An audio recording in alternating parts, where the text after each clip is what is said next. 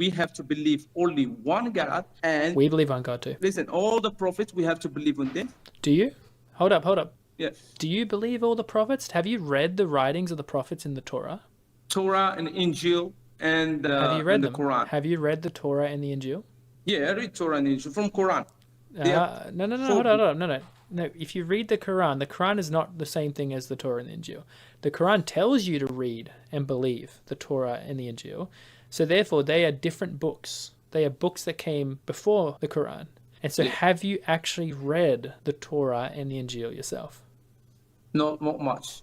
And so I encourage you to do that. I've read the entire Torah and the entire Injil, and I've read the entire Quran. I've read all three books. You say that you believe in all the earlier prophets. You actually don't, because the earlier prophets, they'll describe things like in Noah's flood, it talks about all of Noah's sons were on the ark that he created to escape the flood. You read the Quran says that one of Noah's sons got left behind and didn't actually get on the ark.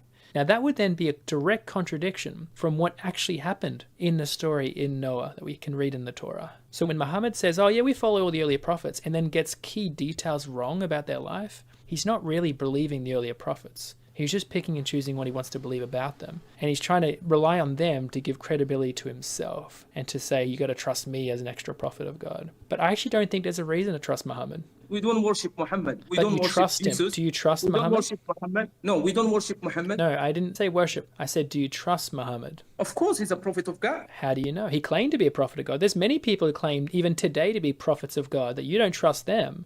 Why do you trust this guy who lived in 570 AD? Why do you trust that he truly is a prophet of God? Because his message is to worship only one God. Don't worship Other creations. people, there are people today who claim to be prophets of God who say worship one God and don't worship the creation. Are they truly prophets of God today? Do you trust Which them? one? This one then? No, they don't have any. All the prophets have miracles. like Muhammad Jesus did no went- miracles. Muhammad did no miracles. No, he has miracles. If you read the Quran, there's many times when people were coming up to Muhammad saying, Muhammad, do some signs, do some wonders for us, prove that you're really a prophet. And then what does the Quran say? Allah says to Muhammad in the Quran, say to them, I am only a warner. As in, no, I'm not going to do signs and wonders. I'm just a warner, someone who warns, but I'm not someone who does miracles. So that means there's no reason to trust Muhammad if he doesn't do miracles. He's inconsistent with the earlier prophets, like he contradicts the earlier prophets if you read their actual accounts. And then his behavior isn't one that I think any of us should really follow. Jesus says you'll know true prophets by their fruits. Okay, before Jesus was born, who was running the world then?